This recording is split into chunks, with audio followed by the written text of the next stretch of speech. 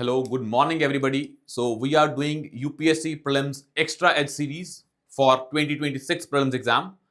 इस जो सीरीज का मेन मोटिव है वो ये है कि जो आपकी पूरी प्रिपरेशन है प्रीलिम्स की उसको फास्ट वे में रिवाइज करवाया जाए और उसके साथ साथ जो भी आपके इश्यूज हैं कोई भी टॉपिक को लेके जैसे पॉलिटी, इकोनॉमी, हिस्ट्री, ज्योग्राफी, जो भी इश्यूज हैं वो इस सीरीज के थ्रू आपके कवर हो जाएं। और इसके साथ साथ ये video civil with Akash YouTube channel पे अवेलेबल हैं और उसमें प्लेलिस्ट बनी हुई है, आप उसको जाके सब्सक्राइब भी कर सकते हैं चैनल को ताकि आपको नोटिफिकेशन मिलती रहे। These classes are available every day at 5:30 AM।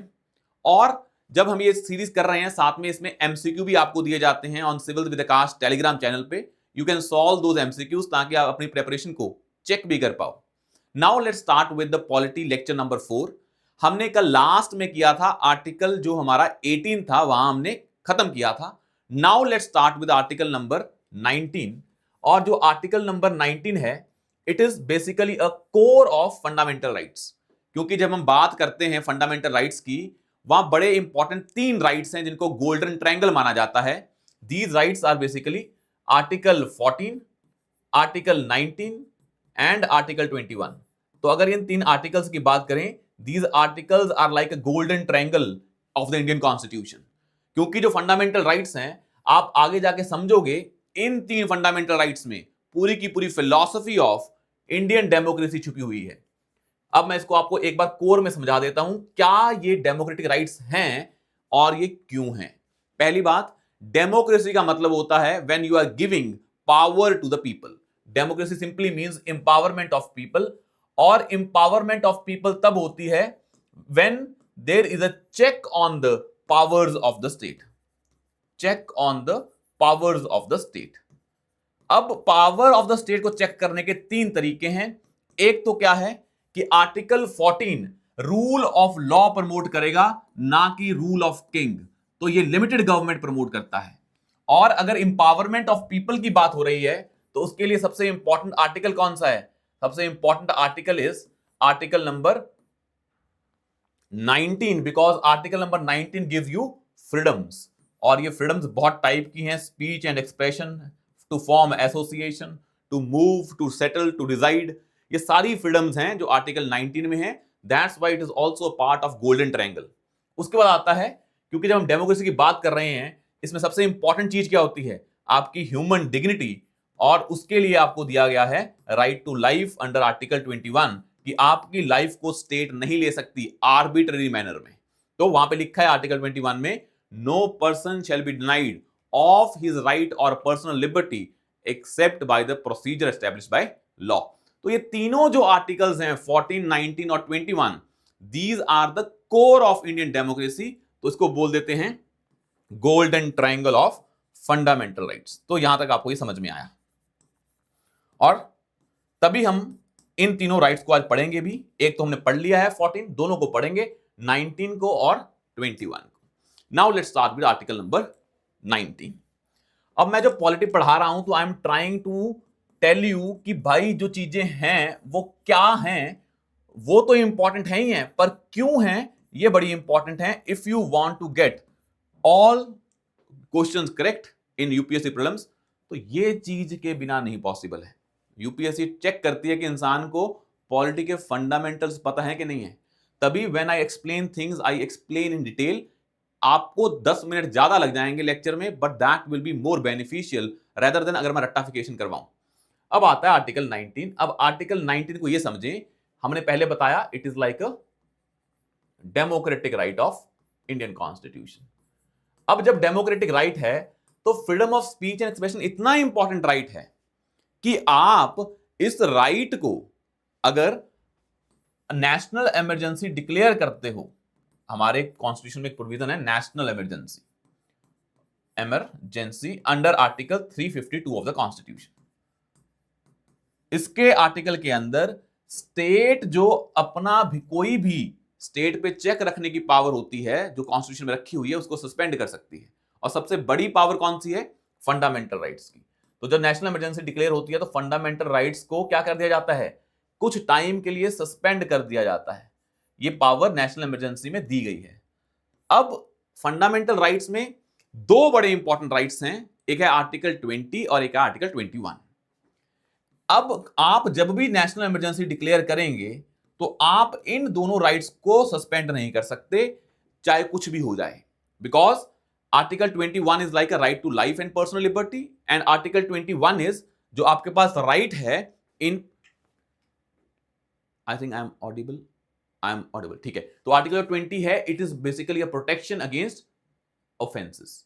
अगर आप कोई ऑफेंस करते हैं तब भी आपको प्रोटेक्शन दी गई हैं, स्टेट वहां पे भी आर्बिट्ररी मैनर में रिएक्ट नहीं कर सकती, वो आपको आर्टिकल 20 में लिखा हुआ है।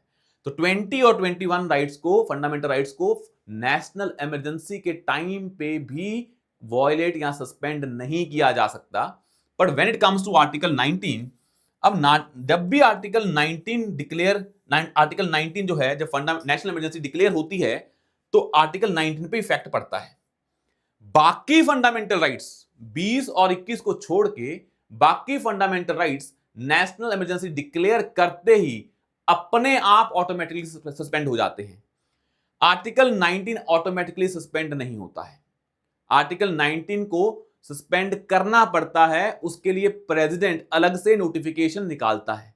तो आर्टिकल 19 ऑटोमेटिकली सस्पेंड नहीं होता है, पर यह सस्पेंड हो सकता है, बिल्कुल हो सकता है। और ये ऑटोमेटिकली सस्पेंड नहीं होगा तो प्रेसिडेंट को नोटिफिकेशन से सस्पेंड करना पड़ेगा। और जो नेशनल इमरजेंसी होती है ये 3 ग्राउंड्स पे होती है। एक होता है एक्सटर्नल एग्रेशन, एक होता है, हम आगे पढ़ेंगे जाके, एक्सटर्नल एग्रेशन, एक होता है आर्म्ड रिबेलियन, और एक होता है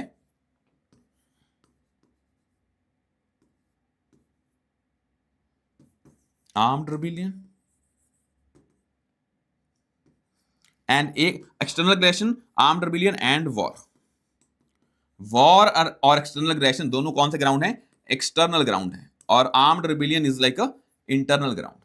इन तीनों ग्राउंड्स पे नेशनल इमरजेंसी डिक्लेयर हो सकती है, और आर्टिकल 19 अपने आप सस्पेंड नहीं होता है। As per the Supreme Court judgment, article 19 are basically important for the healthy functioning of the democracy. तभी क्या बोला है? इसको बोला है democratic right. Healthy functioning of democracy के लिए बड़ा इंपॉर्टेंट राइट है। तो आपको पूछ लेंगे कौन सा राइट डेमोक्रेसी के लिए, फंक्शनिंग के लिए बहुत इंपॉर्टेंट है, तो उसमें कौन सा आता है? आर्टिकल 19। अब जब ये हमारी इमरजेंसी वॉर और एक्सटर्नल एग्रेशन के ग्राउंड पे डिक्लेयर होती है, तो हमारा जो ये आर्टिकल 19 है ये ऑटोमेटिकली सस्पेंड हो जाता है। कौन से ग्राउंड्स पे? जब एक्सटर्नल ग्राउंड पे है। तो अगर ऑटोमेटिकली सस्पेंड कब नहीं होता? When it is on the grounds of internal factor, that is armed rebellion.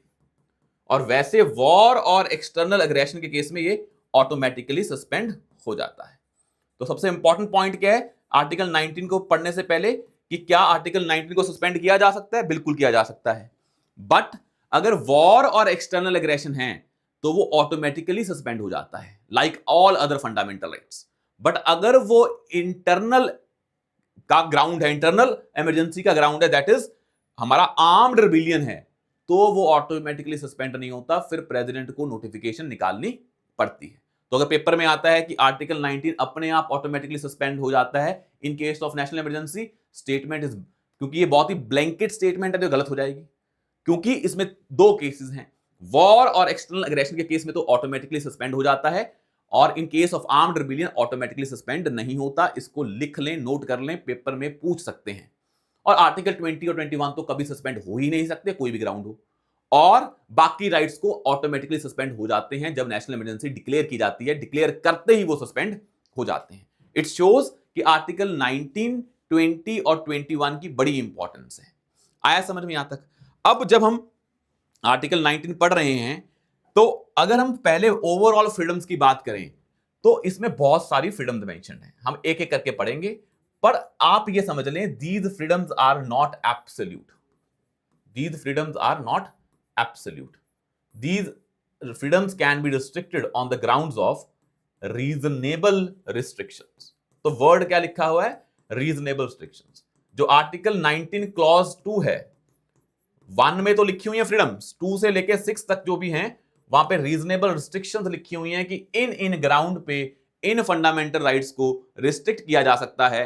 और फंडामेंटल राइट्स मान लो स्पीच एंड एक्सप्रेशन है, उसके लिए अलग रिस्ट्रिक्शंस हैं। फ्रीडम ऑफ मूवमेंट के लिए अलग रिस्ट्रिक्शन है, पर अगर मैं इन जनरल बात करूं तो जो ग्राउंड्स हैं वो हैं इंडिया की सॉवरेनिटी के लेके, इंडिया की टेरिटोरियल इंटीग्रिटी को लेके, उस वैसे ही in the interest of scheduled tribe को लेके, वैसे ही in the terms of decency और मोरालिटी।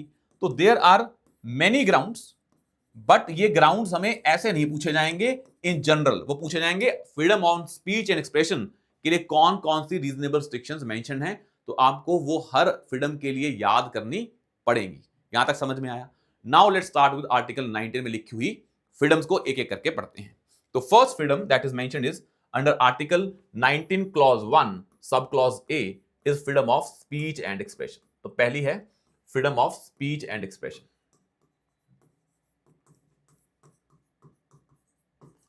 अब इस freedom of speech and expression को सुप्रीम कोर्ट ने बहुत बड़ी इंटरप्रिटेशन दी है। मतलब इसका मतलब क्या है, सुप्रीम कोर्ट इसको टाइम टू टाइम डिफाइन करती रहती है। और जैसे freedom of speech and expression है, इसमें freedom of speech and expression में सिर्फ वो नहीं है कि you can express your own views, वो तो इसका पार्ट है ही है, एक्सप्रेस योर ओन व्यूज, पर साथ में you can express the views of others. That's why right to press is also the part of freedom of speech and expression. तो right to press as such explicitly mention नहीं है article 19 clause 1 में, but हां ये इंप्लिसिटली mentioned है। और क्योंकि supreme court ने बोला है कि it is not just about your own views but you can express the others view, तो फ्रीडम ऑफ राइट टू जो प्रेस है वो भी आर्टिकल 19 क्लॉज 1 में आती है।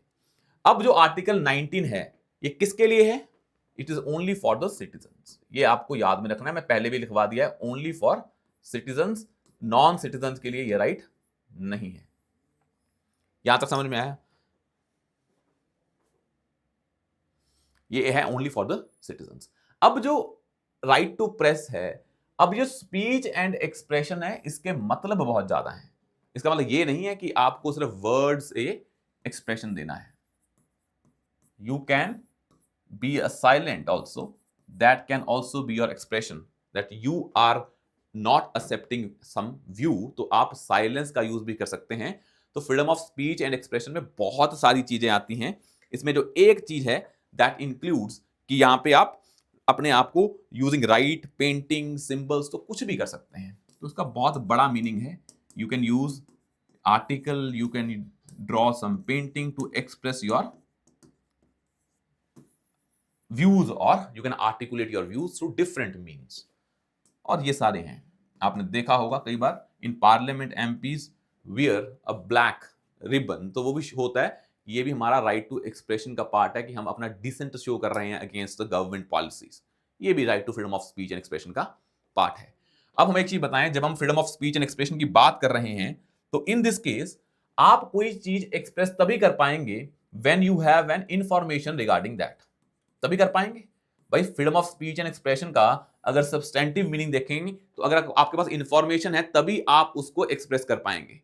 तो it means right to freedom of information is also the part of right to freedom of speech and expression. तभी जो right to information is also included in right to freedom of speech and expression. तो ये भी आपको समझ में आया कि कैसे उसका इंटरप्रिटेशन इस सेंस में किया गया है। और इसी के लिए फॉर एग्जाम्पल जब स्पीच एंड एक्सप्रेशन की बात हम करते हैं इन इलेक्शंस, तो सुप्रीम कोर्ट ने बोला कि इलेक्शंस में freedom of speech and expression का मतलब है you can express your ideas when you can use NOTA also, that is right to negative vote. तो राइट टू नेगेटिव वोट को जो सुप्रीम कोर्ट लेके आई थी नोटा को, वो इसी के अंतर्गत लेके आई थी कि भाई कोई भी जो वोटर है वो नेगेटिव नोटा डाल के भी अपने एक्सप्रेशन को शो कर सकता है। तो एक्सप्रेशन वर्ड को, स्पीच वर्ड को बहुत ही लिबरल सेंस में इंटरप्रेट किया गया है by the Supreme Court of India, and you have to understand all the interpretations because ये डायरेक्टली आपको एग्जाम में आ सकता है। जैसे कि अगर आप freedom of speech and expression की बात करेंगे then you will also realise कि मान लो आपको right against tapping of telephone, तो ये आपके जो टेलीफोनिक कन्वर्सेशन है उसको टैप नहीं किया जा सकता, बिकॉज अगर टैप कर लिया तो your views and expressions will not B same. अगर आपको डर हो कि आपके फोन को टैप किया जा सकता है, it means you will not express your views बहुत ही without fear and without fear. तो आपका उस सेंस में भी क्या है right against tapping is part of freedom of speech and expression. तो चीजों को लिटरल सेंस में नहीं इंटरप्रेट किया गया, आपको वो एक्सप्रेशन शो करने के लिए कौन कौन सी चीजें चाहिए, that is also a part of right to freedom of speech and expression. वैसे ही आता है right to telecast is also the part of freedom of speech and expression. तो ये भी इसका पार्ट आ जाता है, राइट टू टेलीकास्ट, वही ब्रॉडकास्टिंग या when you express your views, ये भी इसका पार्ट है। फ्रीडम ऑफ प्रेस इसका पार्ट है ही है। वैसे ही अगर आपको कमर्शियल एडवर्टीजमेंट्स करनी है तो वो भी आपका एक्सप्रेशन का पार्ट है, it is also part of freedom of speech and expression. तो ये बहुत ही ब्रॉड सेंस में इंटरप्रेटेड किया गया है बाय द सुप्रीम कोर्ट। तो आपको इन चीजों के बारे में पता होना चाहिए कि क्या होता है freedom of speech and expression. अब जब हमने सुप्रीम कोर्ट ने बोला कि जब आप इलेक्शन में वोट डाल रहे हो, if you do not have the right information then you can not have the right speech and expression. You can express your voting, your preference by voting through when you have a right information about the candidate। और उसी right information के लिए supreme court ने बोला कि जो भी MPs हैं जब वो इलेक्शन लड़ रहे होंगे, एमपी मतलब जो भी कैंडिडेट्स हैं जो इलेक्शन लड़ रहे होंगे, they have to declare their credentials कि भाई उतनी उनकी कितनी इनकम है, उतनी किनकी वेल्थ है, उनकी क्या एजुकेशनल क्वालिफिकेशन है, क्या उन पे कोई क्रिमिनल केस है या नहीं है। This all things I have been included, ताकि जो हमारा freedom of speech and expression है वो सब्सटेंटिव मीनिंग ले सके। तो अगर हम freedom of speech and expression की बात करते हैं, it also includes you can also disagree with the government policy. तो right to dissent is a part of freedom of speech and expression. तो पॉलिटिकल स्फीयर में भी अगर आप किसी पब्लिक पॉलिसी से डिसएग्री करते हैं तो आप कर सकते हैं, because you have a right to dissent against the government. तो ये जरूरी नहीं है आपको पॉलिटिकल स्टैंड को मानना ही पड़ेगा, you can reject that also because it is a part of freedom of speech and expression. और जब हम freedom of speech and expression की बात कर रहे हैं तो आर्टिकल 19 क्लॉज 1A कहा जाता है it is basically a corollary to article 21। मतलब article 21 promotes right to life and personal liberty, right to life and personal liberty. अब तुम्हारी लाइफ तभी अच्छी हो पाएगी, मतलब सुप्रीम कोर्ट ने बोला लाइफ का मतलब वो नहीं है mere physical existence, it means you are living a dignified life. And dignified life जीने के लिए what you required is a very fundamental thing, that is freedom of speech and expression. Without speech and expression you cannot have your dignified life. तो article 19 clause 1 और 21 are basically corollary to each other. Article 1921 की philosophy को ही support कर रहा है, to have a dignified life, ये आपको समझना है।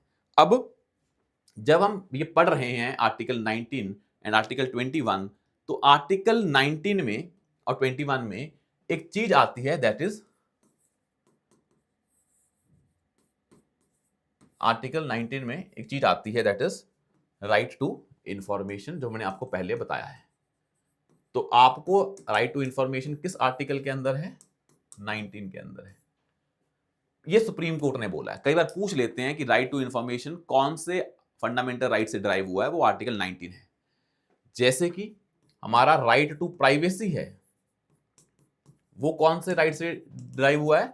वो आर्टिकल 21 से ड्राइव हुआ है, because you can have a dignified life when nobody will enter into your private space.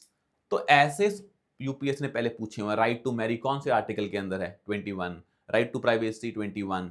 Right to information under article 19। तो ये चीजें ऐसे प्री में पूछी जा सकती हैं, वन लाइनर स्टेटमेंट या किसी क्वेश्चन की एक स्टेटमेंट का पार्ट बन जाएंगी। तो आपको ये चीजें क्लियर होनी चाहिए। तो सुप्रीम कोर्ट ने एक चीज और बोली है, ये बड़ी इंपॉर्टेंट है, कि when a person is enjoying right to freedom of speech and expression, इस पे रीजनेबल रिस्ट्रिक्शंस लगती हैं और ये संविधान में मेंशन्ड भी है। और हमें इन रीजनेबल रिस्ट्रिक्शंस को याद करना पड़ेगा कि freedom of speech and expression को किन ग्राउंड्स पे रिस्ट्रिक्ट किया जा सकता है। जैसे पहला ग्राउंड है is security and territorial integrity of the state. तो security and territorial integrity of the state, तो पहला लिखें इसमें sovereignty and integrity of India. इसको याद कर लें, sovereignty and integrity of India. दूसरा ground is in interest of friendly relations with the state. मान लो आपके इंडिया यूएस का अच्छे रिलेशन है, तो you should not write something which effects that thing. तो in the interest of foreign relations, friendly relations with foreign states, तो इसके ग्राउंड पे भी इसको रिस्ट्रिक्ट किया जा सकता है. In on the grounds of morality and decency. Morality और डिसेंसी. ऐसा नहीं है कि आप इनडिसेंट वे में अपने चीजों को एक्सप्रेस करने की कोशिश करेंगे. तो मोरालिटी और decency. In the security of state, public order, security of state, state की सिक्योरिटी के लिए, और अगला है पब्लिक ऑर्डर. तो these are the broad grounds on which freedom of speech and expression can be, जो आपका freedom of speech and expression है, दैट कैन बी रिस्ट्रिक्टेड. और भी हैं जैसे डिफेमेशन और इंसाइटमेंट ऑफ ऑफेंस. ये दो और हैं. अगर आप किसी को डिफेम करते हैं तो इंडिया में लॉ भी बना हुआ है, क्रिमिनल एंड सिविल डिफेमेशन, तो उसके ग्राउंड्स पे भी आपको रिस्ट्रिक्ट किया जा सकता है. या आप कोई ऑफेंस को इंसाइट करने की कोशिश कर रहे हैं, इंसाइटमेंट ऑफ एन ऑफेंस. तो इनको याद कर लो. पहला है incitement of an offence. Second one is called as, जो हमारा पढ़ा है, defamation, then public order, then security of state, then in the interest of friendly relation with foreign states, sovereignty and integrity of India, then contempt of court, decency और morality. तो contempt of court is the another ground. ये भी आपको याद करना पड़ेगा. तो इन 8 grounds को याद कर लें, क्योंकि अगर आप कोर्ट का कंटेम्प्ट कर रहे हैं, मतलब आप कोर्ट की क्रेडिबिलिटी को डाउन कर रहे हैं, तो वो भी क्या है, ग्राउंड है ऑफ रीजनेबल रिस्ट्रिक्शंस. ये सारे ग्राउंड्स आर्टिकल 19 क्लॉज 2 में मेंशन है. That is for article 19 clause 1 clause A. आया समझ में? तो this is about freedom of speech and expression. तो this is about freedom of speech and expression. अब हम करते हैं अपना नेक्स्ट, जो इसका है आर्टिकल 19 का, article 19 clause 1 sub clause B. Article 19 clause 1 sub clause B. अब this article is about right to, article 19 clause 1 sub clause B, it is right to assemble, right to assemble peacefully, right to assemble peacefully and without arms. मतलब right to assembly है. हमने आपको बोला था ना कि आप जब भी पढ़ रहे होंगे पॉलिटी, आपको बेयर एक्ट को साथ में रखना है, एग्जैक्ट लाइन पढ़नी है कि क्या लिखा हुआ है. तो जो संविधान में लिखा है, अगर मैं आपको पढ़ के बताऊं एग्जैक्ट लाइन, ताकि आपको संविधान की लैंग्वेज पता हो, तो संविधान में लिखा है कि the person every citizen has a right to assemble peacefully and without arms. तो इसका मतलब क्या है, इसके अंदर बहुत सारी चीजें आ जाती हैं. जैसे आपको मान लो कोई पब्लिक डेमोन्स्ट्रेशन करनी है, तो आप वो कर सकते हैं, तभी आप असेंबली करेंगे, तभी आप इकट्ठे होंगे. तो it includes public demonstration, meeting, it include all those things. कि आप मीटिंग कर रहे हैं, अपना डेमोन्स्ट्रेशन कर रहे हैं, तो ये सारी जो भी चीजें होती हैं, लोग इकट्ठे होते हैं किसी गवर्नमेंट की पॉलिसी के against, it is basically covered under right to assembly वाला पार्ट. और तुम्हें कोई प्रोसेशन लेके जाना है, टू टेक आउट प्रोसेशन, ये this all things are covered under article 19 clause 1 sub clause B. ये आपको पता होना चाहिए. पर यहां पे लिखा गया है पीसफुली एंड विदाउट आर्म्स. तो अगर आप अपनी freedom of speech and expression को यूज कर रहे हैं, तो उसका एक तरीका क्या है कि आप इकट्ठे होके डेमोन्स्ट्रेशन करके, प्रोसेशन निकाल के, मीटिंग्स करके उसको एक्सप्रेस करें. तो कहने का मतलब आर्टिकल 19 क्लॉज 1 बी और जो हमने पहले पढ़ा है आर्टिकल 19 क्लॉज 1 ए, ये एक दूसरे को सपोर्ट ही कर रहे हैं. पहले ए को इंप्लीमेंट करने का तरीका क्या है, बी है. तो आप समझ सकते हैं कि article 19 clause 1 A and article 19 clause 1 B, they both support each other and it's like a corollary to freedom of speech and expression. अब बात आती है कि जब हम आर्टिकल 19 क्लॉज 1 बी की बात करते हैं, तो इसमें वही रिस्ट्रिक्शंस लगेंगी जो किस पे लगती हैं रिस्ट्रिक्शंस, हमारी आर्टिकल 19 क्लॉज 1 ए पे लगती हैं. तो reasonable restrictions like same that of article 19 clause 1 ए. तो आर्टिकल 19 क्लॉज 1 ए पे जो रिस्ट्रिक्शंस लगती हैं, सेम लगती हैं आर्टिकल 19 क्लॉज 1 बी पे, क्योंकि ये दोनों क्या हैं, करोलरी टू ईच अदर. एक का होना दूसरे के होने के लिए जरूरी है. आपस में दोनों म्यूचुअली एक्सक्लूसिव नहीं है। और उसके बाद आता है आर्टिकल 19 क्लॉज 1C। तो आपको पता लग गया कि पहले दोनों का जो रीजनेबल रिस्ट्रिक्शन है वो सेम है, उनके ग्राउंड क्या है जो आपको पहले बताए थे 8 ग्राउंड वही है। तो आर्टिकल 19 क्लॉज 1 सब क्लॉज सी क्या बोलता है, it is basically a right to form associations. तो right to form unions and associations. और एक अमेंडमेंट आई थी जिसके बाद हमने क्या अलाउड कर दिया था, कोऑपरेशंस भी इसमें ऐड कर दिए थे। अब वर्ड इसमें क्या है, unions, associations and cooperations, cooperatives. तो ये बाद में ऐड किया था when we enacted the 97th constitutional amendment act. जब वो हमने लेके आई अमेंडमेंट 2011 में, तो हमने राइट टू फॉर्म कोऑपरेटिव्स को भी फंडामेंटल राइट बना दिया है। अब इसमें 3 चीजें आती हैं, यूनियंस और ये। अब इसमें इस फंडामेंटल राइट में आपको यूनियन बनाने का राइट है, एसोसिएशन बनाने का राइट है, कोऑपरेटिव्स बनाने का राइट है। तो इसमें आपको right to form these associations.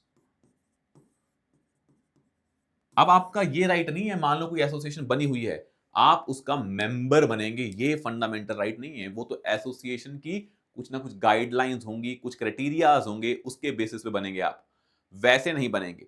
तो कहने का मतलब क्या है, when we are talking about this article 19 clause 1 sub clause C, तो ये आपको राइट टू ज्वाइन और नॉट टू ज्वाइन देता है these association, but does not give you a right to become member of these associations. This right gives you a right to join or not join these associations, unions and cooperatives, but does not give you a fundamental right to become part of these unions. वो तो unions की अपनी eligibility criteria के basis पे आपको right मिलेगा या नहीं मिलेगा, उसकी बात अलग है।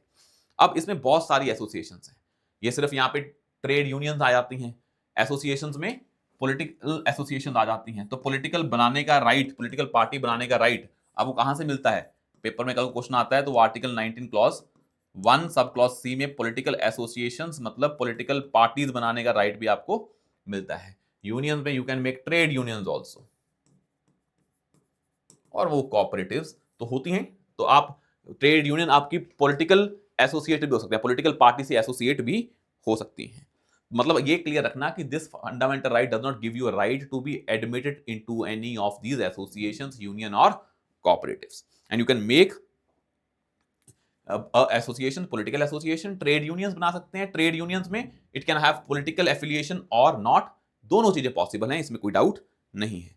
अब जब ये राइट आ रहा है ट्रेड यूनियन का, तो एक चीज और समझ लेते हैं, if you have a trade unions, अब जो ये यूनियन एसोसिएशन बन रही है, इनका पर्पस क्या होता है कि आप, एक वर्ड होता है स्ट्राइक, एक वर्ड होता है हड़ताल, एक वर्ड होता है बंद। अगर इनकी बात करें तो right to strike is not a fundamental right. आपका एसोसिएशन, ट्रेड यूनियन बनाना क्या है, फंडामेंटल राइट है। पर उस फंडामेंटल राइट के अंदर ये नहीं आता है कि आपको राइट टू स्ट्राइक भी दिया है। Right to strike is not a fundamental right. Right to strike आपका स्टैट्यूटरी राइट हो सकता है, आपको किसी कोड में, लेबर कोड में ये राइट दे सकते हैं, पर it is not a fundamental right. ये स्टैट्यूटरी राइट हो सकता है, बट जो बंद है इट इज टोटली अनकॉन्स्टिट्यूशनल। आप जब बंद करते हैं तो क्या करते हैं, आप पूरे के पूरे स्टेट को बंद कर देते हैं, नेशन को बंद कर देते हैं, उससे बाकी लोगों के फंडामेंटल राइट्स हार्म होते हैं। जैसे कि वो राइट टू मूवमेंट उनका हार्म होता है, वो अपना काम नहीं कर सकते, उनका राइट टू जो प्रोफेशन है वो हार्म होता है, because many workers are daily wage labourers, उनका राइट टू लाइवलीहुड हार्म होता है। तो bandh is like a blanket ban on the working of the society, तो वो अलाउड नहीं है, because it enters into the fundamental rights of the other people. क्योंकि आपके फंडामेंटल राइट्स वहां खत्म होते हैं जब बाकियों के फंडामेंटल राइट्स स्टार्ट होते हैं। That's why fundamental rights are restricted on the ground that it should not harm the rights of other people. तो यहां पे आपको बंद तो वैसे ही इलीगल है, अनकॉन्स्टिट्यूशनल है, पर जो राइट टू स्ट्राइक है वो आपका इसके अंदर नहीं आता है, वो आपको वैसे किसी एक्ट के अंदर मिल सकता है। और इसलिए सुप्रीम कोर्ट ने बोला भी है कि बंद क्या है, गलत है, because it compulsory shut down the whole economy और सोसाइटी। और इसी कुछ ग्राउंड्स हैं जिन ग्राउंड्स पे इन चीजों को यूनियंस को, एसोसिएशन को और कोऑपरेटिव्स को रिस्ट्रिक्ट किया जा सकता है। Right those reasonable restrictions. I hope अगर आपको कोई डाउट भी है, you can ask those doubts in the comment section. तो रीजनेबल रिस्ट्रिक्शंस की जब बात हो रही है आर्टिकल 19 के लिए, तो जो रिस्ट्रिक्शंस हैं वो आपको याद करनी पड़ेंगी। वो कुछ ही स्पेसिफिक ग्राउंड्स हैं जिस पे इसको रिस्ट्रिक्ट किया जा सकता है। तो पहला ग्राउंड लिखें, that ground is basically in the interest of security of the state, in the interest of the security of the state, and the very important security of the state and public order and morality. Security of the state, sovereignty and integrity, public order and morality. तो आपकी जो reasonable restrictions mentioned हैं, these are mentioned on the grounds of public order, morality, sovereignty and territorial integrity. These are the grounds. In grounds पे आप क्या कर सकते हैं, जो आर्टिकल 19 क्लॉज 1 सब क्लॉज सी है उसको रिस्ट्रिक्ट कर सकते हैं। ये आपको समझना है, this is very important, right. अब अगर हम बात करें, इसके बाद जो आर्टिकल आता है वो आता है article 19 clause 1 sub clause D, that is right to freedom of movement. पहले आर्टिकल 19 में फंडामेंटल राइट टू प्रॉपर्टी भी आया करता था, अब वो नहीं है, इसको बाहर निकाल दिया था हमने राइट टू प्रॉपर्टी को। अब right to property is a constitutional right but not a fundamental right under article, जो हमने पहले पढ़ा था 300 कैपिटल ए, उसमें आता है। अब जो हमारा फ्रीडम ऑफ मूवमेंट है, अगर हम आप संविधान खोल के देखें, जो हमने लिखा है ना रीजनेबल रिस्ट्रिक्शंस, ये आपके रीजनेबल रिस्ट्रिक्शन ग्राउंड मेंशन है। तो अगर आप संविधान खोलें, बेयर एक्ट, आप ऐप पे निकालें, फोन पे या बुक लें, जो भी लें, पर साथ में देखते रहें किन ग्राउंड्स पे मेंशन है। तो आर्टिकल 19 खोलेंगे तो आपको समझ में आएगा कि आर्टिकल 19 में जो रीजनेबल रिस्ट्रिक्शंस हैं, तो ग्राउंड्स क्या मेंशन है इसके लिए, sovereignty and integrity of the state और पब्लिक ऑर्डर और मोरालिटी, ये ग्राउंड्स मेंशन है। अब मान लो पेपर में वर्ड आ जाता है सिक्योरिटी ऑफ द स्टेट, तो वो ग्राउंड नहीं है। ग्राउंड आ जाता है कंटेम्प्ट ऑफ कोर्ट, वो ग्राउंड नहीं है। तो आपको इन ग्राउंड्स को याद करना पड़ेगा एग्जैक्ट। अगर पेपर में यूपीएससी ने डाल दिया ये ऑप्शन, क्योंकि फंडामेंटल राइट्स बड़ा इंपॉर्टेंट चैप्टर है, अगर उसको टफ क्वेश्चन बनाना है तो इन ग्राउंड्स पे बना सकता है। तो आपको इसमें बिल्कुल क्लैरिटी रखनी है, अपना दिमाग नहीं लगाना है कि ये भी तो हो सकता है। जैसे हमने पहले बोला सिक्योरिटी ऑफ स्टेट, तो सिक्योरिटी ऑफ स्टेट यहाँ पे पार्ट नहीं है, तो आपको याद कर लेना कि सिक्योरिटी ऑफ स्टेट बन सकता है लॉजिकली, पर नहीं है इन द रीजनेबल रिस्ट्रिक्शन। अब हम करते हैं right to freedom of movement. अब एक चीज देखें, जो फ्रीडम ऑफ मूवमेंट है, मूवमेंट 3 तरह की होती है। एक तो होती है movement within the country, आप इंडिया में ही घूम रहे हैं। एक होती है राइट टू मूव अब्रॉड, एक होती है right to come back to India from abroad. यही हो सकती है ना, या तो आप इंडिया में घूमते रहे with in the territory of India, या इंडिया की टेरिटरी से बाहर जाएं किसी टेरिटरी में, या फिर बाहर की किसी टेरिटरी से इंडिया की टेरिटरी में आए। अब एक चीज समझें, जो article 19 clause 1 sub clause D है, ये कौन सी मूवमेंट को बचाता है, that movement is only that is the freedom which is with in the country. तो ये आती है article 19 clause 1 sub clause D में। और जो ये दोनों मूवमेंट्स आती हैं, ये आती हैं राइट टू लाइफ का पार्ट है, बिकॉज राइट टू लाइफ को डिग्निफाइड लाइफ माना गया है। और एक एस्पेक्ट होता है डिग्निटी का, when you have to move to abroad, that is also part of human life. Without that you can't have a dignified life in which you can do the things that you want to do, जो कि सही हैं, गलत नहीं है। तो ये right to move abroad and to come back to India from abroad comes under Article 21 and right to move within the territory of India is under Article 19। तो पहले तो यही क्लैरिटी हो जाए कि जो 19 डी पढ़ रहे हैं, इसमें मूवमेंट कौन सी मूवमेंट की बात हो रही है, with in the territory of India, ताकि पेपर में कोई डाउट ना आए। अब जब मूवमेंट की बात हो रही है, तो इसमें है कि जहां भी इंसान जाना चाहता है, whenever he wants to go, wherever he wants to go, whosoever he wants to go with, ये सारी चीजें कहां पे आ जाती हैं? फ्रीडम ऑफ मूवमेंट में।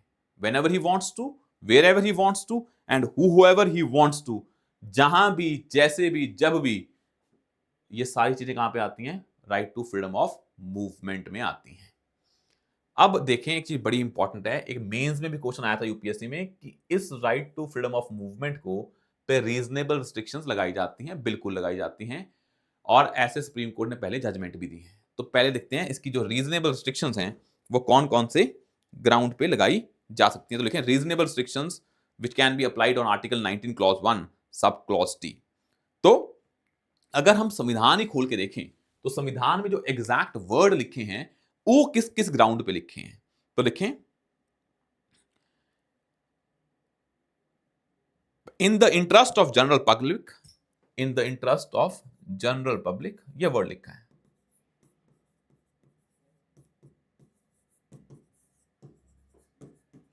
और एक वर्ड लिखा है in the interest of, and in the interest of schedule tribe, in the protection of the interest of schedule tribes. तो ये जो फ्रीडम ऑफ मूवमेंट है इसको सिर्फ दो ग्राउंड्स पे इस पे रिस्ट्रिक्शंस लगाई जा सकती हैं। पहला है in the interest of general public और दूसरा है in the interest of schedule tribes. अब बाकी ग्राउंड इसमें मेंशन नहीं है, तो आपको अपना दिमाग नहीं लगाना है कि फ्रीडम ऑफ मूवमेंट को तो सिक्योरिटी के लिए भी रिस्ट्रिक्ट कर सकते हैं, तो सिक्योरिटी भी ग्राउंड होगा। ग्राउंड नहीं मेंशन है संविधान में, तो हमें तभी कह रहा हूं संविधान पढ़ना पड़ेगा, क्योंकि अगर आप इसका क्या करेंगे, इसको एक्स्ट्रापोलेट करेंगे, इसको इंटरप्रिटेट करेंगे, लॉजिक लगाएंगे, तो आंसर और आ सकता है। पर संविधान में जो लिखा है यही दो ग्राउंड लिखे हैं। फॉर एग्जाम्पल, अब शेड्यूल्ड ट्राइब्स हैं, ये फॉरेस्ट में रहते हैं, इनका अपना कल्चर है। तो आप देखेंगे, आप कहीं जाते हैं 5th शेड्यूल में, 6th शेड्यूल में, अंडमान निकोबार में, हिमाचल प्रदेश में, वहां पे आपकी मूवमेंट पे रिस्ट्रिक्शन है। कई बार तो आपको पासिस भी लेने पड़ते हैं। दिस पासिस शो कि आप किसी ट्राइबल एरिया में जाके वहां पे सेटल होके उनके कल्चर को डिस्ट्रॉय ना कर दें। आप जाएं तो आप वापस भी आएं और आप पे गवर्नमेंट का चेक होना चाहिए। वो ग्राउंड कौन सा है? In the interest of scheduled tribe.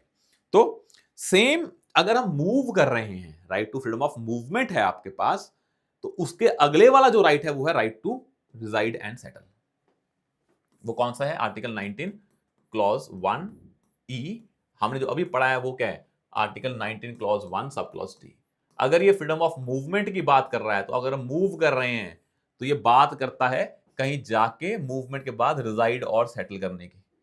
अब दोनों आर्टिकल देखें आप, अगर फ्रीडम ऑफ मूवमेंट की बात हो रही है या रिजाइड एंड सेटल की बात हो रही है, दोनों आर्टिकल क्या प्रमोट कर रहे हैं कि आप इंडिया को एक देखने की कोशिश कर रहे हैं।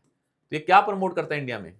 फ्रेटर्निटी या यूनिटी इन डाइवर्सिटी का जो आइडिया है वो इंश्योर करता है कि आप कहीं भी जा सकते हैं, इंडिया इज वन। तो यूनिटी की बात करता है और लोगों में क्या पैदा करता है? फ्रेटर्निटी या ब्रदरहुड पैदा करता है। तो these two rights are very important in that sense. और जब हम रिजाइड एंड सेटल की बात करते हैं तो these grounds are same for reasonable restrictions. इसके लिए जो है ग्राउंड वही किसके लिए हैं? आर्टिकल 19 क्लॉज 1 ई के लिए वही है in the interest of general public. जैसे आप जाके हिमाचल प्रदेश में प्रॉपर्टी नहीं ले सकते, वो इसी ग्राउंड्स पे है। और दूसरा in the interest of scheduled tribes. Movement और जो हमारा रिजाइड एंड सेटल है, ये जो रिजाइड एंड सेटल का राइट है, ये दोनों राइट प्रमोट करते हैं unity and territorial integrity of the state, या to promote fraternity among the people in India, ताकि लोग आपस में इंटीग्रेट कर पाए। इन नॉर्थ इंडिया का बंदा साउथ इंडिया जा पाए, साउथ इंडिया में जाके रह भी पाए, तो दोनों के कल्चर का एप्रिसिएशन होगा और कल्चर की रिस्पेक्ट होगी। उसी के कारण इसमें ये unity and territorial integrity promote करते हैं और फ्रेटर्निटी प्रमोट करते हैं। दोनों राइट्स के लिए रीजनेबल रिस्ट्रिक्शन सेम है, only on two grounds, in the interest of general public and the interest of scheduled tribes. और जब इंसान रिजाइड की बात करता है तो वो होता है टेम्परेरी स्टे, जब सेटल होते हैं तो वो क्या होता है? Permanent stay. तो रिजाइड और सेटल में टेक्निकल डिफरेंस ये है, reside means when you go reside there for a temporary period. जब वो चीज परमानेंट हो जाती है, आप वहां पे सेटल हो जाते हैं, उसके लिए वर्ड होता है राइट टू सेटल, और वैसे क्या बोलते हैं? Right to reside. अब नेक्स्ट आता है जो, अब हमारे पास एफ तो नहीं है article 19 clause 1 sub clause F, वो तो हमने प्रॉपर्टी वाला डिलीट कर दिया है। उसके बाद आता है article 19 clause 1 sub clause G, and this is basically a right to profession, कि आप क्या करना चाहते हैं ये भी आपका क्या है? चॉइस है, फंडामेंटल राइट है। तो ये क्या लिखा है संविधान में? अगर एग्जैक्ट वर्ड है तो राइट टू प्रोफेशन। ऑक्यूपेशन, ये चीजें हैं जो आर्टिकल 19 क्लॉज 1 सब क्लॉज जी में आती हैं। तो right to choose one's profession, occupation, trade और बिजनेस। तो आपको जो भी करना है आप कर सकते हैं, पर ये तो नहीं है ना आप कोई भी ट्रेड कर लें, कोई भी बिजनेस कर लें, उस पर तो रीजनेबल रिस्ट्रिक्शन लगेंगी, ये लॉजिकल भी है। पर लिखा ये है right to advocate, that is right to profession, occupation, right to choose any profession, occupation, trade और business, that is right to advocate. ये लिखा हुआ है संविधान में। अब इसका मतलब ये नहीं है कि भाई आप अगर गवर्नमेंट को आपको कोई भी किसी प्रोफेशन के लिए रखना है, मान लो आपको सीए बनना है, ये आपका प्रोफेशन है, आपको सीए बनना है तो उसके लिए कुछ क्राइटेरियाज होंगे, आपको लॉयर बनना है उसके लिए कुछ क्राइटेरिया होंगे, आपको ये एग्जाम क्लियर करना पड़ेगा, आपको डिग्री होनी चाहिए लॉ की, अगर आपको सीए बनना है तो एग्जाम क्लियर करना पड़ेगा। तो गवर्नमेंट आपके पास सारे प्रोफेशंस को चूज करने का राइट है, पर इसका मतलब ये नहीं है कि आप अपने आप बन जाएंगे वो प्रोफेशन के माहिर। उसके लिए सरकार कुछ क्वालिफिकेशन प्रिस्क्राइब कर सकती है। तो ये चीज समझ लें, बड़ी इंपॉर्टेंट है कि this right confers right to profession, but state can put the qualifications on certain professions, और अगर आप उन क्वालिफिकेशन को फुलफिल कर रहे हो then only you can you can do that profession, occupation, trade और बिजनेस। और जब स्टेट कोई भी तुम ट्रेड और बिजनेस कर रहे हो तो स्टेट उस पर रीजनेबल रिस्ट्रिक्शंस भी लगा सकती है, बिकॉज कई जगह पे स्टेट उनको बिल्कुल बंद कर सकती है। जैसे हम आप देखेंगे गैम्बलिंग है, इसमें क्या है, रिस्ट्रिक्शंस लगी हुई हैं, कई स्टेट्स में गैम्बलिंग अलाउड नहीं है। तो अगर स्टेट को लगाना हो उन ट्रेड और बिजनेसेस पे तो वो रीजनेबल रिस्ट्रिक्शंस लगा सकती है। जैसे लिकर है, मनी लैंडिंग है, लॉटरी है, इन पे रीजनेबल रिस्ट्रिक्शंस लगती हैं। और जब हम ट्रेड, प्रोफेशन, ऑक्यूपेशन, ट्रेड और बिजनेस की बात कर रहे हैं, ये बोलता है कि आप क्या कर सकते हैं। जब आप ये करेंगे कोई भी प्रोफेशन, ऑक्यूपेशन, तो आप चीजों को बेचेंगे भी प्रोफेशन के बाद, ट्रेड के बाद। वही जो हमारा एक आर्टिकल है उस दिन भी लिखवाया था, article 301, that is inter state trade और कॉमर्स, इंटर स्टेट ट्रेड और कॉमर्स। और इस इंटरस्टेट ट्रेड और कॉमर्स, ये दोनों आर्टिकल्स एक दूसरे को करते हैं, सपोर्ट करते हैं। Article 301 and article 19 clause 1 sub clause G, these are corollary to each other, these are corollary to each other because अगर आप प्रोफेशन चूज कर रहे हैं तो आपको उस सामान को बेचने का, इंटरस्टेट ट्रेड और कॉमर्स का भी राइट होना चाहिए। ये फंडामेंटल राइट है और ये आपका क्या है, कॉन्स्टिट्यूशनल राइट है, पर दोनों एक दूसरे को सपोर्ट करते हैं, ये आपको क्लियर होना चाहिए। तो आर्टिकल 19 क्लॉज 1 सब क्लॉज जी बस आपको बताता है कि आप कोई भी प्रोफेशन, ट्रेड और बिजनेस चूज कर सकते हैं, पर उसके लिए सरकार क्वालिफिकेशन तो डिसाइड कर सकती है। आप ये नहीं बोल सकते कि मैंने सीए का पेपर नहीं दिया पर मैं सीए बनना चाहता हूं, that is not logical and that is not a part of that fundamental right. उस पर सरकार क्वालिफिकेशन बना सकती है। हाँ, क्वालिफिकेशन लगाने के बाद आप अपना चूज कर सकते हो, फिर कोई रिस्ट्रिक्शन नहीं है। और कुछ काम धंधों पे स्टेट रिस्ट्रिक्शन भी लगा सकती है। अगर हम बात करें आर्टिकल 19 क्लॉज 1 सब क्लॉज जी की, और संविधान के हिसाब से इन पे जो रिस्ट्रिक्शन लगी हैं वो किन ग्राउंड्स पे लगी हैं, तो उनके जो ग्राउंड्स हैं, that grounds are very important. पहला है इस ग्राउंड्स पे, नथिंग इन दिस क्लॉज, यहां लिखा हुआ है nothing in this clause G of the said clause shall affect the operation of any existing law and reasonable restriction on the right of conferred by the said clause can be done on these grounds. तो पहला है qualification लग सकती हैं, और जो लिखा हुआ है कि स्टेट ट्रेड, बिजनेस और इंडस्ट्री को एक्सक्लूड भी कर सकती है। तो दो ग्राउंड्स कौन से बताए हुए हैं कि अगर आपको ये करना है सब कुछ जो लिखा हुआ है, ट्रेड, प्रोफेशन, बिजनेस और ऑक्यूपेशन, एक तो इसके लिए क्वालिफिकेशन सरकार मेंशन कर सकती है, और कुछ प्रोफेशंस के लिए, कुछ बिजनेसेस के लिए स्टेट इंडिविजुअल्स को पार्शली या कंप्लीटली बाहर निकाल सकती है, फॉर एग्जांपल गैम्बलिंग, लॉटरी। तो इन दो रीजनेबल रिस्ट्रिक्शंस पे ये आर्टिकल काम करता है। तो पूछते हैं आर्टिकल 19 क्लॉज 1 सब क्लॉज जी पे कौन सी रिस्ट्रिक्शन है? दो ही हैं, क्वालिफिकेशन लगा सकते हैं, और दूसरा स्टेट कुछ धंधों में, कुछ ऑक्यूपेशंस में, कुछ प्रोफेशंस में इंडिविजुअल्स को पार्शली और कंप्लीटली बाहर कर सकती है। और वो लॉजिक क्या होगा उसका? वही जो हमारा लॉजिक क्या है, जैसे लॉटरी, गैम्बलिंग, ह्यूमन ट्रैफिकिंग, तो इन चीजों पे स्टेट अलाउ नहीं करेगी। वो ऑफ कोर्स वो रीजनेबल होने चाहिए, लॉजिकल होने चाहिए, तभी वो स्टेट ऐसा कर सकती है। ऐसा नहीं कि स्टेट किसी भी काम को आपसे अलग कर देगी। तो जो लॉजिकल है उन चीजों को अलग कर सकती है। गैम्बलिंग से क्या होती है, सोसाइटी में फाइनेंशियल डेट बढ़ता है, लोगों की आदतें खराब हो जाती हैं, liquor is a profession which is very regulated, हर बंदा लिकर नहीं बेच सकता है, we have to take a licence for that. वैसे सेम चीजें हैं। अब आता है हमारा, ये आर्टिकल 19 खत्म हुआ, नेक्स्ट आर्टिकल इज आर्टिकल 20। तो आर्टिकल 19 बहुत बड़ा आर्टिकल है, तो इसको ध्यान से कर लें, रीजनेबल रिस्ट्रिक्शन को ध्यान से कर लें। अब आता है आर्टिकल जो 20 ऑफ द कॉन्स्टिट्यूशन है। अब आर्टिकल 20 ऑफ द कॉन्स्टिट्यूशन, अब इसमें इस आर्टिकल में एक चीज बड़ी इंपॉर्टेंट है कि जो आर्टिकल है आर्टिकल 20, हम मानते हैं कि स्टेट इज वेरी पावरफुल। अगर स्टेट पावरफुल है तो अगर स्टेट आपको कल को पनिश करती है फॉर सर्टेन ऑफेंसेस, तो एटलीस्ट इंडिविजुअल्स जो कि इतने स्ट्रांग नहीं है, इतने पावरफुल नहीं है, उनको उनकी ऑफेंसेस की कन्विक्शन के टाइम पे भी सर्टेन प्रोटेक्शंस दी जाएं। ऐसा ना हो कि स्टेट जो कि मान लो in the form of police इंसान को कन्विक्ट कर दे and that conviction is not fair.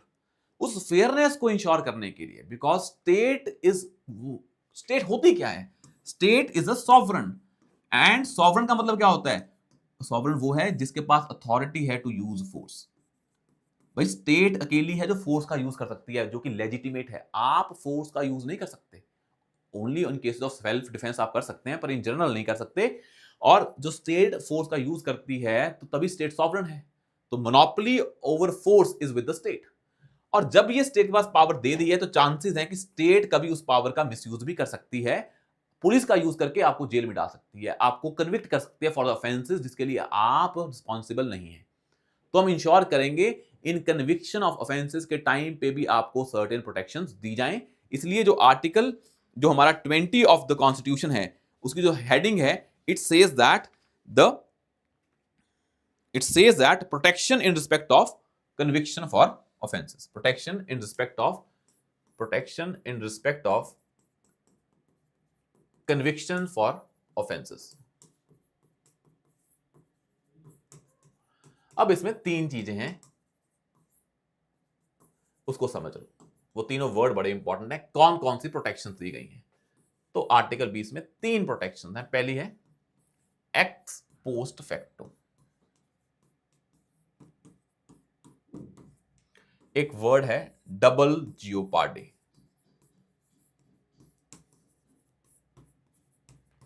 पहला है एक्स पोस्ट फैक्टो। तो हम कर रहे थे इसमें जो हमारा आर्टिकल 20 है उसके बारे में हम पढ़ रहे थे, सॉरी फॉर स्मॉल ग्लिच। हम जो कर रहे हैं पहला एक्स पोस्ट फैक्टो हमने पढ़ लिया है कि भाई जो भी क्रिमिनल ऑफेंसेस हैं उनके केस में अगर क्रिमिनल ऑफेंसेस के लिए लॉ बनाना है तो वो रेट्रोस्पेक्टिवली होना चाहिए, प्रोस्पेक्टिवली नहीं होना चाहिए, ताकि स्टेट किसी भी चीज को क्राइम बना के पीछे टाइम से इंप्लीमेंट ना करे।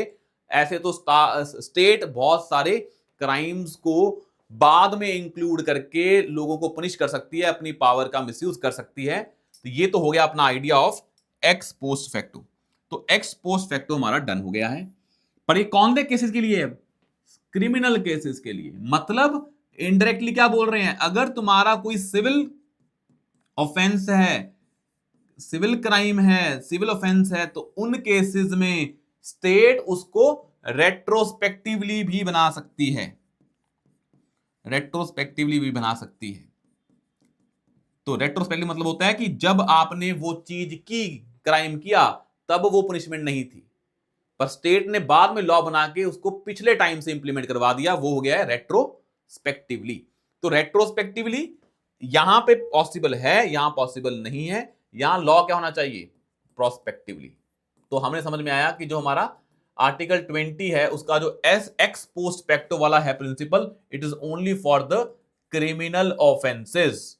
अब उसके बाद आता है नेक्स्ट इज डबल जियोपार्डी। इसका मतलब क्या है, अगर आपने कोई क्राइम किया, you can not be punished twice for that crime. तो you can not be punished twice for that crime. मान लो आपने कोई, किसी इंसान ने कोई किसी को मर्डर किया, अब कोर्ट ने मान लो उसको पनिशमेंट दे दी। अब एक बार पनिशमेंट मिल गई उसको, जो भी पनिशमेंट मिली, मान लो उसको डेथ पेनल्टी मिली, मान लो लाइफ इंप्रिजनमेंट मिली, मान लो उसको 10 साल की सजा मिली, मान लो फाइन लगाया, एक बार पनिशमेंट मिल गई, फिर उसको सेम क्राइम के लिए दूसरी बार पनिशमेंट नहीं मिलनी चाहिए, बट ये भी ध्यान में रखो, डबल जियोपार्डी मतलब है कि क्रिमिनल पनिशमेंट 2 बार नहीं मिलनी चाहिए। ऐसा नहीं है आपने एक बंदे ने एक क्राइम किया, 2 कोर्ट्स ने जजमेंट दे दी, इसने 10 साल की, इसने 20 साल की, तो इंसान पहले 10 साल काटेगा फिर 20 साल काटेगा, ये नहीं है। से एक क्राइम के लिए एक ही बार हम आपको पनिशमेंट मिलेगी, 2 बार नहीं मिलेगी, डबल जियोपार्डी नहीं होगी। But it is only for the criminal aspect of the crime. आपको जो क्रिमिनल पनिशमेंट मिलेगी वो एक बार मिलेगी, पर उसके साथ साथ में आपको सिविल पनिशमेंट तो मिल सकती है। मान लो आपने करप्शन की, आपको करप्शन के लिए प्रिवेंशन ऑफ करप्शन एक्ट के अंदर पनिशमेंट मिली, मान लो आपको जेल डाल दिया गया, ये होगी आपकी क्रिमिनल पनिशमेंट। अब उस पनिशमेंट के कारण आपके डिपार्टमेंट ने इंक्वायरी बिठाई और आपको आपकी जॉब से निकाल दिया, सस्पेंड कर दिया या टर्मिनेट कर दिया, जो भी कर दिया, वो आपकी सिविल पनिशमेंट है और वो आपकी क्रिमिनल पनिशमेंट है जो पहले मिली है। तो एक क्राइम के लिए 2 बार क्रिमिनल पनिशमेंट नहीं मिलनी चाहिए, but the person can be punished in civil sphere for that crime. तो ये डबल जियोपार्डी का आइडिया है, एक क्राइम के लिए एक बार punishment, but only for the in respect of criminal punishment civil में आपको मिल सकती है। और जैसे एक आइडिया है सेल्फ इंक्रिमिनेशन का। अब इस आर्टिकल 20 का जो पर्पस है वो ये है कि स्टेट अथॉरिटेरियन ना बन जाए, और स्टेट अथॉरिटेरियन बनती है जैसे कि मैंने बताया अपनी पावर का मिसयूज करके, और स्टेट के पास सेम बहुत बड़ी पावर कौन सी है, पुलिस फोर्स की।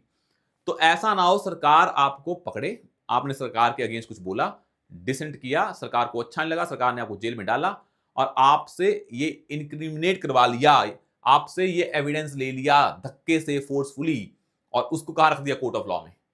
तो वो क्या हो जाएगा, सेल्फ इंक्रिमिनेशन। मतलब आप अब ये नहीं बताओगे कि मैंने क्राइम कैसे किया, ये रिस्पॉन्सिबिलिटी पुलिस की होगी, वो इंडिपेंडेंटली इसको क्या करेगी, इन्वेस्टिगेट करेगी। हाँ, आपसे पूछ सकती है, वो इंफॉर्मेशन ले सकती है, पर आपसे इनक्रिमिनेशन नहीं करेगी, ये नहीं बुलवाएगी कि मैंने क्राइम किया है। उन चीजों को एविडेंस की तरह नहीं माना जाएगा। ऐसे तो पुलिस अपनी फोर्स का यूज करके ये काम कर सकती है, पर ये अलाउड नहीं है अंडर आर्टिकल 20 सेल्फ इंक्रिमिनेशन। आप अपने अगेंस्ट गवाही नहीं दोगे, इसको नहीं माना जाएगा इन कोर्ट ऑफ लॉ। क्यों? Because that can be a counter productive for the rule of law, because police can use it's power against the individuals. तो हमने कौन सा रखा, नो सेल्फ इंक्रिमिनेशन। पर इसका मतलब ये नहीं है कि मान लो आपने कोई क्राइम किया, उसकी इन्वेस्टिगेशन हो रही है, लगा आप क्या हैं, अभी कन्विक्ट नहीं है, आप अभी अक्यूज्ड हैं, तो आपसे मांगा गया अपने क्या दें, ब्लड सैंपल दें, अपना डीएनए दें, अपने साइन दें, स्पेसिमेन दें, सब कुछ दें। वो यूज कर रहे हैं to find the actual criminal, वो सेल्फ इंक्रिमिनेशन नहीं है, that is used to investigate the case. आपसे कुछ नहीं पूछा गया, आपसे बस कुछ एविडेंस मांगे गए हैं जिसके बेसिस पे इन्वेस्टिगेशन हो सकती है, तो that is not part of self incrimination. अगर आप कुछ बताते हैं कि मैंने ऐसे किया, हाँ मैं यहां था उस टाइम, उसको नहीं माना जाएगा। आप पुलिस को प्रूव करना पड़ेगा आप वहां पे उस टाइम थे। और पर अगर मान लो आप जज के सामने क्या कर रहे हैं, सेल्फ इनक्रिमिनेट, तो उसको माना जाएगा as an evidence in a court of law. तो जज के सामने बोलना अलग चीज है, पुलिस के सामने बोलना अलग चीज है। जज के सामने बोला जाओगे उसको एविडेंस के तौर पे माना जाएगा। और जैसे फॉर एग्जांपल एक होता है नार्को एनालिसिस, कि आपको ड्रग के इफेक्ट में आपसे सच्चाई जानना, या ब्रेन मैपिंग, ये सारी चीजें होती हैं जहां पे कोई भी जो अक्यूज्ड है उसको इस टेस्ट में डाला जाता है ताकि उससे इंफॉर्मेशन मिल जाए, क्योंकि यहाँ पे इंसान खुद इंफॉर्मेशन दे रहा है इन द इफेक्ट ऑफ, आपकी ब्रेन मैपिंग हो रही है या आपका नार्को एनालिसिस हो रहा है, नार्को टेस्ट हो रहा है। तो ये पार्ट ऑफ सेल्फ इंक्रिमिनेशन है, ये अलाउड नहीं है। इंसान ये दे सकता है अगर इंसान चाहता है, अदरवाइज इंसान मना भी कर सकता है कि मुझे ब्रेन मैपिंग नहीं करवानी, मुझे लाई डिटेक्टर टेस्ट नहीं देना, मुझे नार्को एनालिसिस नहीं करवाना, because that is part of self incrimination. तो ये इंडिविजुअल की विल पे डिपेंड करता है कि इंडिविजुअल अलाउ करता है या नहीं करता है। तो यहां तक समझ में आया कि सेल्फ इंक्रिमिनेशन तो अलाउड नहीं है, डबल जियोपार्डी अलाउड नहीं है, ना एक्स पोस्ट फैक्टो अलाउड है। पर जो एक्स पोस्ट फैक्टो है या जो सेल्फ इंक्रिमिनेशन है, ये या फिर जो हमारा क्या है डबल जियोपार्डी, इनमें से ऊपर वाले जो दो हैं, it is only for the criminal offences not for civil offences, इसको नहीं भूलना है। ये पहले पूछा हुआ है यूपीएससी ने, तो मैंने आपको डिटेल में करवा दिया।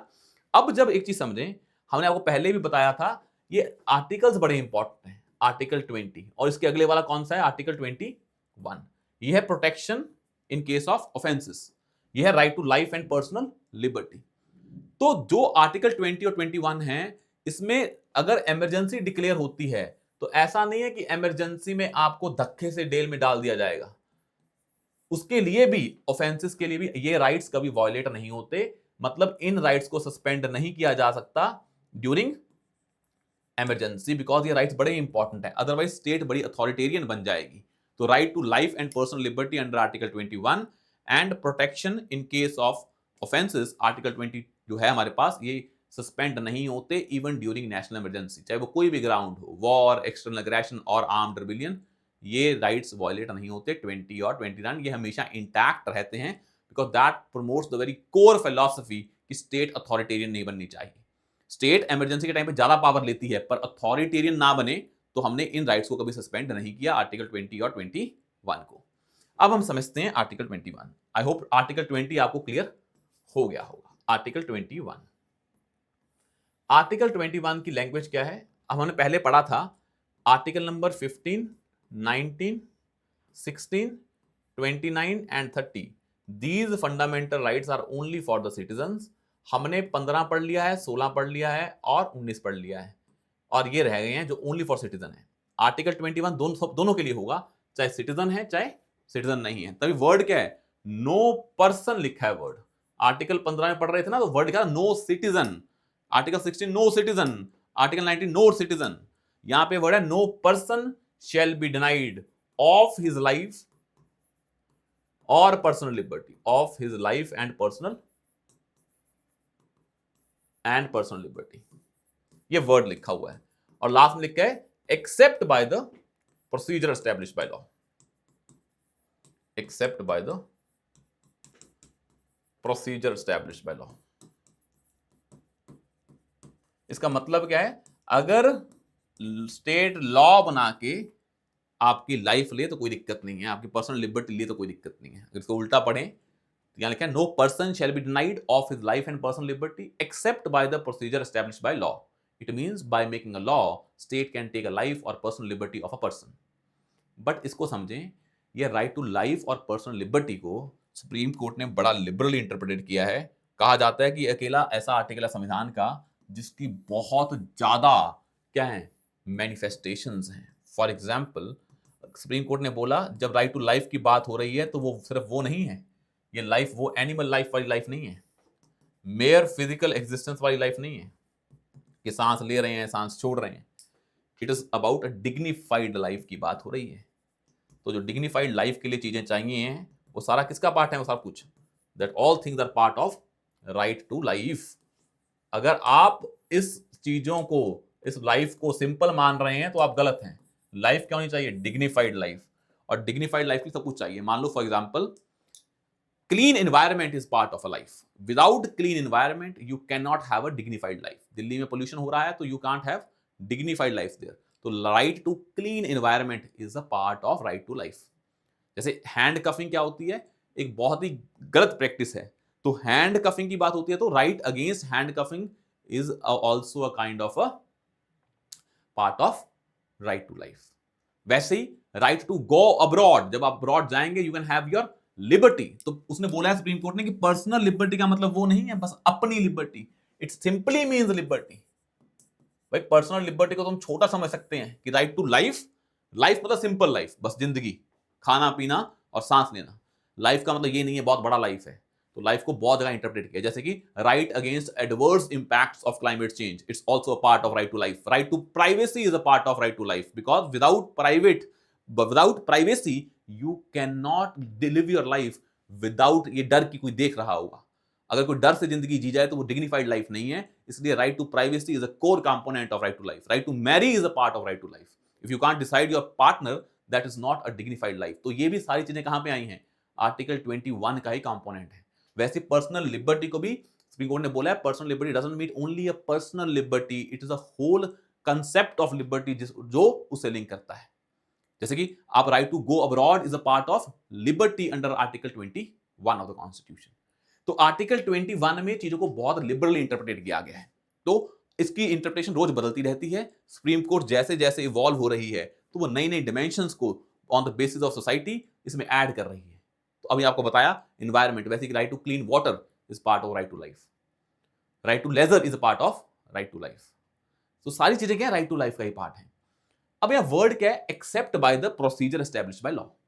जब वर्ड है प्रोसीजर एस्टैब्लिश्ड बाय लॉ, अब इसको समझें कि अगर लॉ बना के स्टेट आपकी लाइफ और पर्सनल लिबर्टी लेती है, जहां लाइफ या लिबर्टी लेती है, तो वो सही है।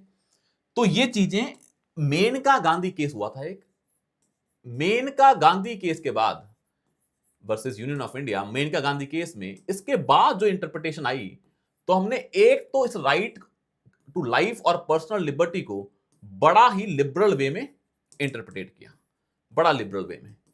और दूसरा हमने देखा कि जो मेनका गांधी केस है, इसके बाद जो हमारा प्रोसीजर एस्टैब्लिश्ड बाय लॉ है, जो हमारा प्रोसीजर एस्टैब्लिश्ड बाय लॉ है, इसको हमने नया नाम दे दिया ड्यू प्रोसेस ऑफ लॉ। हमने बोला कि पहले तो जो प्रोसीजर एस्टैब्लिश्ड बाय लॉ था, इसका मतलब यह निकल सकता था कि अगर आप लॉ बना रहे हैं तो आप लाइफ और लिबर्टी ले सकते हैं, पर अब हमने उसमें यह बात नहीं की कि लॉ होना कैसे चाहिए। तो ड्यू प्रोसेस ऑफ लॉ में एलिमेंट आता है कि जो लॉ है वो भी रीजनेबल होना चाहिए। Due process means the law should be reasonable, fair and just. तो just, fair and reasonable law होना चाहिए, तभी वो आपकी लाइफ और लिबर्टी ले सकता है। तो हमने लॉ पे भी क्वेश्चन मार्क क्रिएट कर दिया इन मेनका गांधी केस, कि लॉ अपने आप में कुछ भी हो वो नहीं चलेगा, लॉ अपने आप में फेयर, जस्ट एंड रीजनेबल होना चाहिए।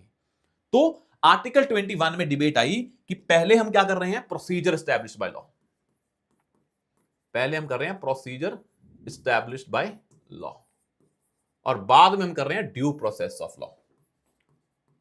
तो ड्यू प्रोसेस ऑफ लॉ में मुझे एक चीज बताएं, हमने आपको पहले ही बताया था कि प्रोसीजर एस्टैब्लिश्ड बाय लॉ में यह देखा जाता है कि लॉ को बनाने का प्रोसीजर सही है या नहीं है।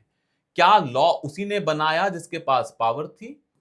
क्या जो जब लॉ बनाया उसके लिए वही प्रोसेस को यूज किया गया जो करना था, मेजॉरिटी वही हुई? या जब लॉ बना तो उसको उसी प्रोसीजर से पास किया जो रिक्वायर्ड होता है पार्लियामेंट में लॉ बनाने के लिए? तो प्रोसीजर एस्टैब्लिशमेंट लॉ में देखा जाता है कि जो प्रोसेस है वो सही है जो लिखा हुआ है। सेंटर ने लॉ बनाया तो सेंटर के पास क्या पावर थी? क्या सेंटर ने वो लॉ बनाने के लिए पार्लियामेंट में बिल रखा? क्या उसी मेजॉरिटी से पास हुआ? क्या पूरा प्रोसेस फॉलो हुआ? अगर हां तो काम खत्म, फिर आप कुछ मर्जी करें, आप लाइफ भी ले लें, लिबर्टी भी ले लें। बट अगर हम बात कर रहे हैं प्रोसीजर स्टेप बाय लॉ की, इसका मतलब आप लॉ के इंटेंट पे फोकस नहीं कर रहे हैं। आप ये एज्यूम कर रहे हैं कि जो लॉ मेकर्स हैं वो क्या हैं, उन पे आपको ट्रस्ट है। तो in procedure established by law, law makers are trusted the most, कि भाई जो लॉ बना रहे होंगे वो सोच समझ के बना रहे होंगे, तो उनकी जो समझ है उस पर ट्रस्ट करें। तो इसका जो चेक है वो किस पे है? एग्जीक्यूटिव पे है। तो in this procedure established by law, executive पे चेक रखा जाता है और लेजिस्लेचर पे विश्वास रखा जाता है, और तभी यहां पे पार्लियामेंट को सुप्रीम माना जाता है। तभी जो प्रोसीजर एस्टैब्लिश्ड बाय लॉ है, it is the principle of English constitution, that is UK constitution. क्योंकि in case of UK, parliament is supreme, parliament is supreme only because there is a trust in the parliament. अब माना जाएगा कि MP सही काम करेंगे, जैसे हम मानते हैं ना ड्यू प्रोसेस ऑफ लॉ में जजेस काम करेंगे, जजेस पे ट्रस्ट रखा जाता है।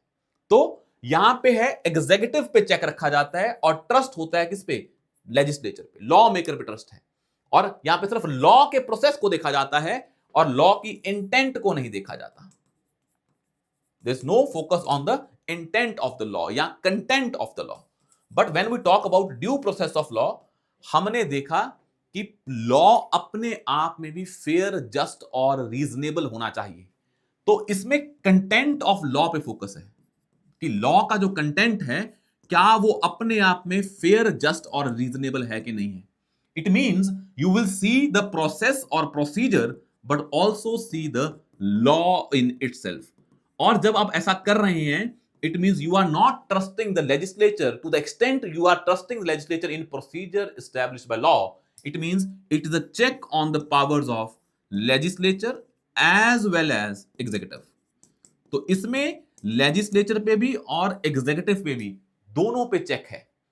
In case of procedure established by law, there is only a check on executive, but in case of due process of law, legislature और एग्जीक्यूटिव पे भी चेक है।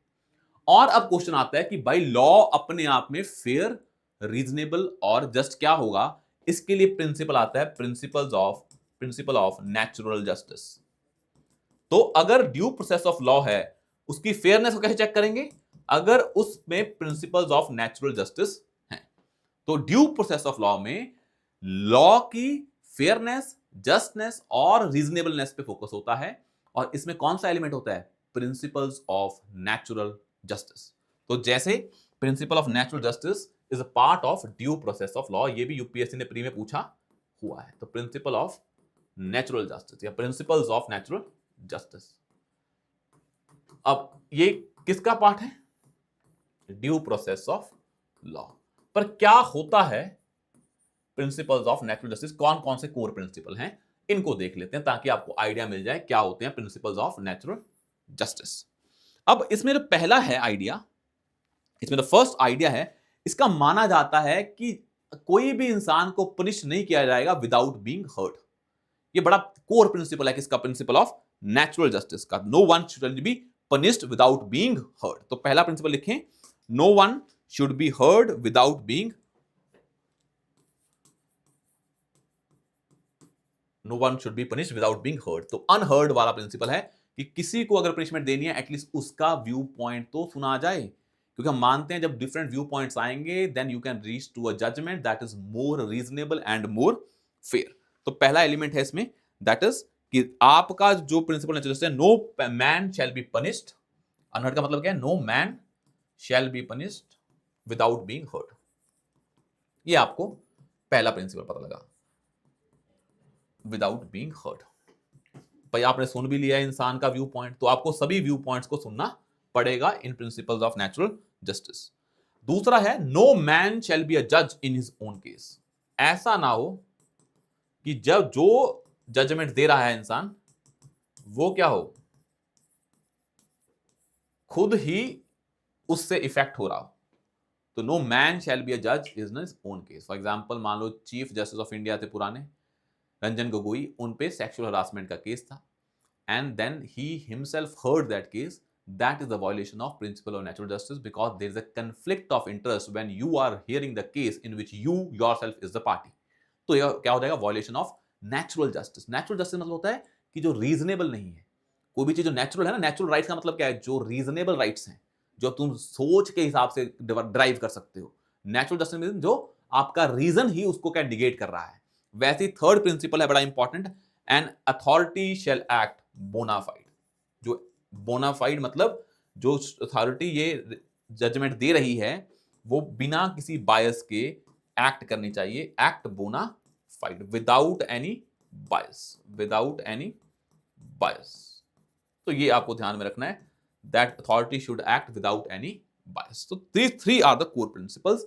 तो मतलब प्रिंसिपल्स ऑफ नेचुरल जस्टिस में क्या आ रहा है कि ये हमारे तीन प्रिंसिपल फॉलो होने चाहिए, and these three principles are part of due process of law, and in due process of law you see कि भाई उसका इंटेंट क्या है लॉ का। आप लॉ को सिर्फ प्रोसेस को नहीं देखोगे कैसा फॉलो हुआ है, लॉ अपने आप में कैसा है वो भी देखोगे। एंड इसी को लेकर डिबेट आती है कि अगर आपके पास राइट टू लाइफ है, तो क्या आपके पास अपनी जिंदगी जीने का राइट है? तो क्या राइट टू डाई भी है कि नहीं है? ये डिबेट स्टार्ट हुई इंडियन कॉन्स्टिट्यूशन में कि भाई राइट टू लाइफ है तो क्या आपके पास राइट टू डाई भी है कि नहीं है। तो पहले सुप्रीम कोर्ट की जजमेंट थी, क्योंकि हमारा एक जो इंडियन जो लीगल सिस्टम है उसमें एक सेक्शन हुआ करता था इंडियन पीनल कोड में कि if you are taking your life it is a punishable offence and you can be punished for that. तो हमने इस डिबेट को खत्म करने के लिए पहले सुप्रीम कोर्ट ने एक जजमेंट दी, and that judgment was in the year, and उस जजमेंट में बोला गया कि Rathinam versus union of India, year था 1990s में था, 1994। इसमें बोला गया कि आपके पास राइट टू डाई है तो you can take your own life. तो अगर ऐसा कोई लॉ एग्जिस्ट कर रहा है जो आपको अपनी लाइफ लेने पे पनिशमेंट दे रहा है तो लॉ इज अनकॉन्स्टिट्यूशनल, आप अपनी जिंदगी ले सकते हैं। But in later case that is Gian Kaur case, supreme court reverse that judgment and said that कि भाई इंसान अपनी जिंदगी नहीं ले सकता, बिकॉज स्टेट है जो उसका प्राइमरी गोल क्या है? इंसान की जिंदगी को बचाना। अगर someone is taking his or her own life, then it is a responsibility of the state to protect the life of the citizens। अब उसके लिए स्टेट को पनिशमेंट दे सकती है, तो right to die is not a fundamental right. You cannot take your own life. But बाद में ये चीजें इवॉल्व हुई तो समझ में आया कि अगर राइट टू लाइफ है तो राइट टू लाइफ क्या है? Dignified life. तो अगर मान लो कोई इंसान डिग्निफाइड लाइफ जी ही नहीं सकता because of certain critical illness, तो उस इलनेस के कारण अगर वो इंसान अपनी जिंदगी लेना चाहे तो that is much better because that person will have dignified life. पर वो कंडीशन क्या है? सुप्रीम कोर्ट ने बोला इसके लिए हम डिफाइन करते हैं दो टाइप के यूथनेशिया होते हैं। एक होता है passive euthanasia in which you are taking your own life, active euthanasia in which you are taking your own life but processes are different. तो पैसिव यूथनेशिया में क्या होता है?